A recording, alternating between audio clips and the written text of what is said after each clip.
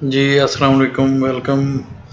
ہمارے ساتھ آج موجود ہیں شاعر ہیں، ادیب ہیں، مصنف ہیں، طالب علم بھی ہیں، استاد بھی ہیں، اور معاشرے کے اوپر نگاہ بھی رکھتے ہیں، سوشل ورکر بھی ہیں جناب عبدالباسط جاوید صاحب۔ سر ویلکم ٹو آور شو۔ بہت شکریہ سر، آپ نے اس قدر محبتوں سے نوازا اور اتنا پیارا تعارف کروایا، اس پر بہت شکریہ۔ اور اس سے زیادہ جو ہے وہ آپ جو ہے پذیرائی کے حقدار ہیں۔ آپ نے اتنا پیارا سیشن یہ شروع کیا ہے اور میں دیکھتا رہتا ہوں گاہے بگاہے، ماشاءاللہ زبردست۔ چلیں بہت شکریہ سر۔ اچھا مجھے یہ بتائیں، سیدھا اپنے عنوان کی طرف ہی آتے ہیں کہ یہ ابھی جو انہوں نے کہا ہے کہ جو چھوٹے دکاندار ہیں، بڑے دکاندار ہیں، ان کے بجلی کے بلوں کے اندر فکس ٹیکس لگا دیں گے، تو کیا اس چیز کا معاشرے کے اوپر کوئی اثر نہیں پڑے گا؟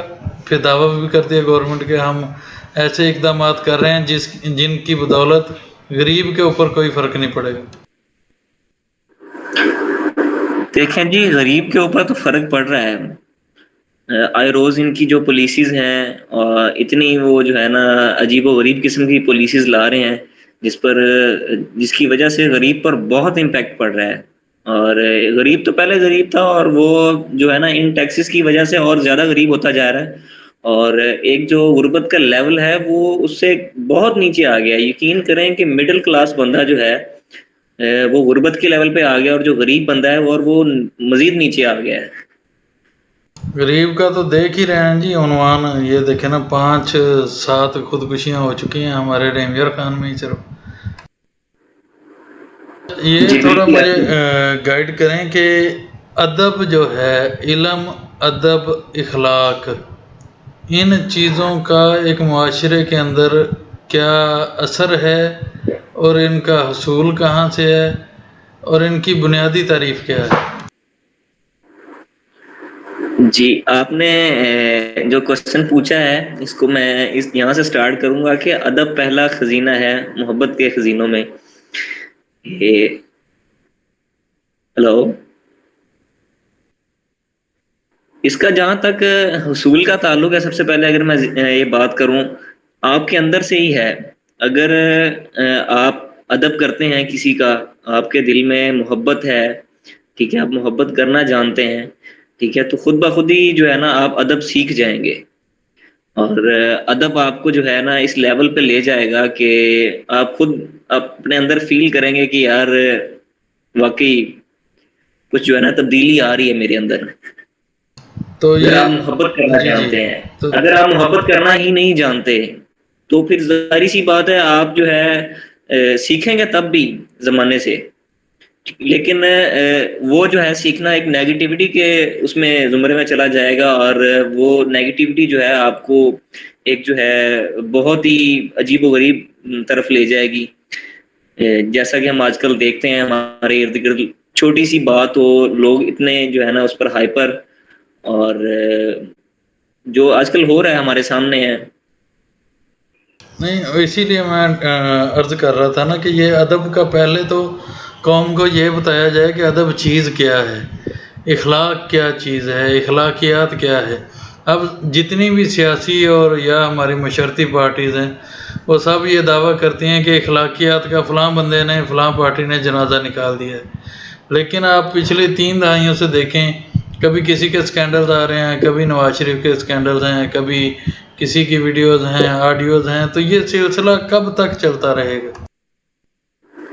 دیکھیے سر، جہاں تک ہماری سیاست کا میں بات کروں تو وہ کہا جاتا ہے، ہمارے بزرگ بیٹھے ہوں تو وہ کہتے ہیں جی سیاست تو جو ہے نا عام بندے کا کام ہی نہیں ہے، ٹھیک ہے، اس کے لیے آپ کو جو ہے نا جو ان کے بقول ہے کہ وہ کہتے ہیں جی آپ کو بے غیرت ہونا پڑے گا، ٹھیک ہے، لیکن میں یہ لفظ استعمال نہیں کرتا، ہمارے بزرگ یہ کہتے ہیں، تو اللہ جانے جی کب تک یہ جو ہے نا عمل جاری رہے گا، لیکن میں جو سمجھتا ہوں کہ ہم نے قرآن پاک اور اسلامی تعلیمات کو جو ہے نا وہ چھوڑ دیا ہے، اس کی وجہ سے ہم پر ایسے جو ہے حکمران آ گئے ہیں، اور ایسے جو ہے نا وہ معاملات سامنے آ رہے ہیں جب ہم نے اسلامی تعلیمات پر عمل ہی نہیں کرنا تو پھر ہمارے ساتھ بھی وہی ہونا ہے جو باہر آپ دیکھیں باہر کے ممالک میں ہو رہا ہے. وہاں بھی کسی کو کسی کی تمیز نہیں ہے. ٹھیک ہے, جو جہاں جس کا دل کرتا ہے جو کرنا چاہتا ہے وہ کر رہا ہے. ٹھیک ہے, اور ہمارے حکمران بھی یہاں پھر وہی سمجھتے ہیں کہ ہم لوگ جو کرنا چاہیں ہم کر سکتے ہیں, ہمیں کون کوئی پوچھ سکتا ہے. اور واقعی یہ ہے کہ ہم عوام ان کا کیا بگاڑ سکتے ہیں. ایک ایوریج بندہ جو ہے اس کے لیے تو روٹی کھانا مشکل ہوا پڑا ہے, وہ ان کے ساتھ کیا لڑے گا جا کے. نہیں, آپ دوسرے ممالک کا دیکھیں نا, جائزہ لیں. بہت سارے ملک ایسے ہیں جن کے پاس 4 موسم نہیں ہیں. بہت سارے جی ممالک ایسے ہیں جن کے پاس گرمی کا موسم نہیں ہے. بہت سارے ممالک ایسے ہیں جن کے پاس سردی کا موسم نہیں ہے, پورا پورا سال ہی گرمی رہتی ہے. اور بہت سارے ممالک ایسے ہیں جی جی جن کے پاس زمینیں بھی نہیں ہیں. اب ان کے جو موسٹ فیوریٹ کنٹریز ہیں, یہ قطر, دبئی, ان کے پاس زمینیں نہیں ہیں. اب وہ ٹرائی کر رہے ہیں زراعت کی اور اپنی فصلیں اگانے کی. تو یہ ممالک جو ہیں ان کی اپنی فصلیں نہیں ہیں, گندم نہیں ہے, مکئی نہیں ہے. ہمارے پاس یہ بے شمار نعمتیں ہیں. ان سب کے باوجود ہم پھر بھی دنیا سے پیچھے ہیں. کیوں؟ بالکل جی, وہ میں نے آپ کو پہلے بتایا نا کہ اسلامی تعلیمات, وہ نظریہ جس نظریے پہ ہمارا پاکستان بنا تھا ہم اس سے ہٹ گئے ہیں. اگر ہم اسی نظریے پہ کام کریں, اسلامی تعلیمات پر کام کریں, تو آپ مجھے بتائیں کہ کیا ہمارا ملک ترقی نہیں کرے گا؟ بالکل کرے گا جی. ٹھیک ہے, جب ہم اسلامی تعلیمات کو اپنے رائج ہی نہیں کر رہے, ٹھیک ہے, اگر کوئی کرنا چاہ رہا ہے تو اس کی ہم ٹانگیں کھینچنے پہ لگ جاتے ہیں. ٹھیک ہے, تو پھر بتائیں پھر یہی حال ہونا ہے ہمارے ساتھ پھر جو ہو رہا ہے اب. ہر روز جو ہے وہ کوئی نہ کوئی نیا کاروائی ڈال دیتے ہیں حکومتی عہدیدار, اور ہم لوگ بیٹھے دیکھتے رہ جاتے ہیں کہ یار یہ کیا ہو گیا. تو اس نے جو کنسیپٹ عمران خان نے پیش کیا تھا, مدینہ کی ریاست والا, یہ کس حد جی تک جی, ٹھیک تھا, کہاں تک غلط تھا؟ دیکھیں سر, اگر اپنا میں نظریہ میں دوں تو میں کسی پارٹی کو اس وقت جو ہے نا وہ سپورٹ کرنے کے حق میں نہیں ہوں.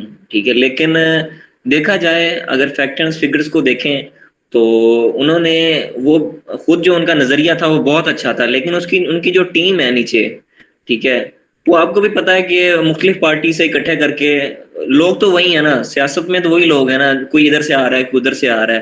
ٹھیک ہے, آپ جتنے مرضی سیدھے ہوں ایک کام کرنے کے چکر میں ہوں, ٹھیک ہے, اگر آپ کے نیچے والی پارٹی, آپ کی جو سب کیبنٹ ہے وہ ٹھیک نہیں ہے تو آپ کتنا کر لیں گے. میں جہاں تک دیکھتا ہوں عمران خان کا نظریہ ان کا بہت اچھا نظریہ تھا, لیکن وہ اس کو جو ہے نا رائج کرنے میں, اس کو امپلیمنٹ کرنے میں اس حد تک جو ہے نا وہ کامیاب نہیں رہے. میرے ایک دوست تھے آپ کی طرح بڑے پیارے, تو جی بینک میں کام کرتے تھے نا, وہ جب بھی ان سے ملاقات ہوتی تھی وہ کہتے تھے کہ یہ ملک کا بیڑا گرک ہو گیا ہے, فوج کیا کر رہی ہے, ادارے کیا کر رہے ہیں, کس نے سنبھالنا ہے, سیاستدانوں کو کون کنٹرول کرے گا, نظام کیسے بدلے گا. تو ایک دن میں انہیں ایک میٹنگ کے اندر لے گیا, ایک آفیشیل میٹنگ تھی, تو وہاں پہ میں انہیں بطور صحافی جو ہے نا اپنے ساتھ لے گیا. میں نے کہا جی اس دوست ہیں یہ میرے, اور انہوں نے بڑے سوال پوچھنے ہیں آپ سے. تو وہ سارے جو سوال تھے نا انہوں نے پوچھے ان سے, تو آگے سے جواب ملا کہ آپ بتائیں عمران خان کب سے سیاست میں ہے اور سسٹم کو بدلنے کا نعرہ لگا رہا ہے. تو انہوں نے کہا جی 22-24 سال سے. تو اس نے پوچھا اگلے بندے نے, کیا آپ یہ بتائیں کہ عمران خان کتنی دفعہ نئے لڑکے اپنے ساتھ لے کے آئے؟ انہوں نے کہا جی ہر دفعہ نئے بندے لے کر آیا. تو اس نے کہا جی آپ نے کتنی مرتبہ کامیاب کروایا؟ کہتا جی کبھی نہیں کروایا. پھر انہوں نے پوچھا کہ جب وہ پرانے کھلاڑی لے کر آ گیا تو آپ نے اسے وزیر اعظم بنوا دیا؟ تو اس نے کہا جی بالکل ایسے ہی. اس نے کہا جب آپ لوگ خود ہی نہیں چاہتے کہ ایک نیا مائنڈ آپ کے اوپر حکومت کرے, ایک نئی سوچ والا بندہ آپ کا لیڈر ہو, آپ وہی نالی گٹر گلی محلے والی سوچ والے بندوں کو امپلیمنٹ کروا لیتے ہیں, اپنے اوپر وہ مسلط کر لیتے ہیں, تو پھر آپ کہتے ہیں کہ سسٹم کون بدلے گا. تو اس کے اوپر دیں ذرا اپنا کمنٹ. بالکل ایسے ہی ہے. وہ قرآن مجید میں ایک آیت کا ترجمہ ہے نا, جس کا مفہوم کچھ ایسے ہے کہ اللہ تعالیٰ اس قوم کی کبھی حالت نہیں بدلتا جس قوم کو خود حالت بدلنے کا نہ جی یعنی جی، کہ دیکھو اقبال کا نے شعر بنایا ہے، ان اللہ لا یغیر ما بقوم حتی یغیروا ما بانفسہم۔ اللہ پاک نے کبھی کسی قوم کی حالت نہیں تبدیل کی جب تک وہ خود اپنی حالت نہیں بدل لیتے۔ جی بالکل بالکل، اب دیکھیں وہ بے شک جتنی مرضی نئی قیادت لے کے وہ آگے آ جائیں، ہم لوگ انہیں کامیاب کیوں نہیں کرواتے؟ ٹھیک ہے، ہم لوگ وہی جو ہے نا، وہ جو ایک عرصے سے کنسیپٹ چلا آ رہا ہے کہ لوگ جو پہلے سے ہمارے درمیان موجود ہیں، جو پارٹیز الیکشن لڑتی ہیں، انہی کی باتوں میں آ کے الیکشنز میں یقین کریں کہ لوگ ایک بریانی کی پلیٹ پر ووٹ بیچ دیتے ہیں۔ ٹھیک ہے، تو پھر ہمارے ساتھ پھر یہی کچھ ہونا ہے، پھر جتنی مرضی وہ نئی قیادت لیں، جتنے مرضی وہ نیا نظریہ لے کے آگے آ جائیں، تو ٹھیک ہے، تو جب ہم لوگ خود ہی نہیں چاہتے کہ ہم بدلاؤ لائیں۔ اب دیکھیں کہ اگر ہم اپنے پاکستان کو بدلنا چاہتے ہیں، ٹھیک ہے، تو ہمیں اپنے خود کو بھی بدلنا ہوگا نا، ہمیں اس کا سٹارٹ اپ جو ہے اپنے آپ سے لینا ہوگا۔ ٹھیک ہے، ہم تو جو ہے اسی طرح کوڑا پھینک رہے ہیں اپنی گلیوں پہ، اسی طرح ہر چیز کر رہے ہیں، ٹھیک ہے، کسی چیز سے ہم ہٹ نہیں رہے، اور ہم آج آ کر جو ہے الزام لگا دیتے ہیں کہ جی حکومت یہ کر رہی ہے، حکومت یہ کر رہی ہے۔ اب آپ یہ دیکھیں کہ ہماری گلی میں اگر کوڑا پڑا ہوا ہے تو بھائی اس کو ہم نے صاف کرنا ہے نا، آپ نے اس کو ڈسٹ بین میں پھینکنا ہے نا، آپ نے اس کو کہیں وہ سائڈ پہ کرنا ہے نا، صفائی کا خیال رکھنا ہے نا، وہ حکومت نے تو آگے نہیں نہ کرنا۔ ٹھیک ہے، یہ چھوٹی چھوٹی چیزیں اگر ہم خود میں بدلاؤ لائیں تو میرے خیال سے ہم ایک دن ہم اپنے پاکستان میں بدلاؤ لا سکتے ہیں۔ سٹارٹ اپ ہم نے خود سے لینا ہوگا اور اسلامی تعلیمات پر عمل کرنا ہوگا، جو ہم نہیں کر رہے۔ ایک دوست نے کچھ دن پہلے وہ ویڈیو بھیجی تھی، میں نے شاید فیس بک پہ بھی لگائی تھی، کہ ایک خلیجی ملک کے اندر وہ رات کے 3 بجے کھڑے ہیں ریڈ سگنل کے اوپر، کوئی گاڑی نہیں دونوں سائڈوں پہ، تو اس نے کہا کہ جی ہم ادھر کھڑے ہو گئے۔ اسی طرح وہ جہاں بھی کچرا وغیرہ ہوتا ہے، ڈسٹ بن ہر گھر کے باہر پڑی ہوتی ہے، انہوں نے وہ ڈسٹ بن میں ہی جا کے ڈالنا ہے، ادھر ادھر نہیں پھینکتے، اس کے باہر بھی نہیں پھینکتے۔ تو ایسا ہم اپنے ملک میں اپلائی ہی نہیں کرتے اپنے اوپر، یا تو ہم اپلائی کریں نا بالکل اپنی ذات کے اوپر کہ یار یہ میں نے آج سے یہ غلط کام ہیں، یہ غیر قانونی ایکٹیویٹیز ہیں، رانگ سائڈ نہیں میں نے جانا۔ اب یہاں پہ 2 کلومیٹر بندے کو ٹریول کرنا پڑے پھر بھی وہ یو ٹرن لے کے آتا ہے پراپر وے سے، لیکن جی ہمارے آپ دیکھیں کہ جدھر وہ دل کرتا ہے گھسا دیتے ہیں گاڑیاں۔ تو یہ ہاں کچھ جی نہ کچھ جو قوانین ہیں ان کو نافذ بھی کرنا پڑے گا، لیکن وہ اس کے اوپر دوسرا سوال آ جاتا ہے نا کہ یہی قوم جسے ہم بد تہذیب کہتے ہیں، جس کی سڑکوں کے اوپر ٹریفک جام ہوتی ہے، جس کی دکانوں کے اوپر چینی نہیں ملتی، یہی قوم جب موٹر وے پہ چڑھتی ہے تو یہ لائنوں میں چل رہی ہوتی ہے۔ تو اس کا بھی تو اثر ہے نا کہ آپ سیکنڈ آپشن رکھیں ہی نا اپنی قوم کے لیے۔ ہاں جی، یہ تو ہے، یہ بات تو ہے بالکل آپ کی۔ یعنی ایک بندے کا اگر عدالت میں یا کسی تھانے کے اندر کیس جاتا ہے یا کوئی اس کے بجلی کا مسئلہ ہے، تو اس کے لیے سیکنڈ آپشن والا پہلے آ جاتا ہے کہ یار مجھے 10,000 دے، تیرا اس طرح ہو جائے گا کام۔ بالکل وہ سیکنڈ آپشن جب تک ہم ختم نہیں کریں گے وہ فرسٹ آپشن پہ آ ہی نہیں سکتے، نہ ہم فرسٹ لیول پہ آ سکتے ہیں۔ اسی بالکل طرح راشد بھائی، جی جی، وہ سیکنڈ آپشن اسی طرح سے ختم ہوگا نا کہ جب ہم خود سیدھے ہو جائیں گے۔ اصل میں ہم خود سیدھا ہونا نہیں چاہ رہے۔ ہم بھی تو کوشش کرتے ہیں نا کہ بائی پاس کریں کسی طرح، لیکن بالکل بالکل میرے ساتھ جو ٹریجڈی ہوئی تھی نا، ایک مرتبہ میں تھا پاکستان کالج میں، جی تو ہمارے گاؤں ہے بہت دور ہے بارڈر سائڈ پہ، تو ہر سال وہاں پہ سیرت جی النبی کانفرنس ہوتی تھی، تو جی میں یہاں سے فیکس کرواتا تھا D P O office security branch میں، اور وہاں سے اپروول آ جی جاتے تھے۔ تو مجھے والد صاحب نے کہا کہ اپروول لے لو، میں نے کہا جی مشکل ہی نہیں ہے، میں نے اپلیکیشن ٹائپ کی اور یہاں سے ٹریول کر کے رحیم یار خان گیا۔ رحیم یار جی خان سیکورٹی برانچ نے کہا جی آپ کا تھانہ کون سا ہے، میں نے کہا جی کوٹ سبزل، تو انہوں نے کہا کہ آپ کوٹ سبزل چلے جائیں، جی اپلیکیشن کے اوپر مارک کر دیا کہ ایس ایچ او تھانہ کوٹ سبزل رپورٹ بنا کے دے۔ اب میں پہلے رحیم یار گیا، پھر رحیم یار خان سے واپس کوٹ سبزل گیا۔ کوٹ سبزل وہاں پہ وہ ریڈر بیٹھا ہوا تھا، اس نے مجھے مارک کر دیا کہ اے ایس آئی 206 والی چوکی کا وہ رپورٹ بنا کے دے، تو انہوں نے کہا جی 206 میں لے جائیں۔ وہ چوکی پہ لے کے گیا، اس کو دیا، اس نے کہا 2 دن بعد اٹھا لیجیے گا۔ جب 2 دن بعد میرے والد صاحب گاؤں سے نکلے، 6 والی چوکی پہ گئے، اس سے رپورٹ لگوائی، پھر ایس ایچ او صاحب سو رہے تھے، ان کو اٹھا لیا، کہ یار یہ سائن کر دو، تو ایس ایچ او نے لکھ دیا کہ ملکی حالات کے پیش نظر جلسے کی اجازت نہ دی جائے. ٹھیک ہے. تو پھر میں نے کیا کیا کہ ایک پیپر پرنٹ کیا. ایک دوست جا رہا تھا رحیم یار خان، اسے کہا فلاں بندے کو جا کے ملنا، وہ جا کے ملا ہے اور ڈائریکٹ پیپر سائن ہو گئے.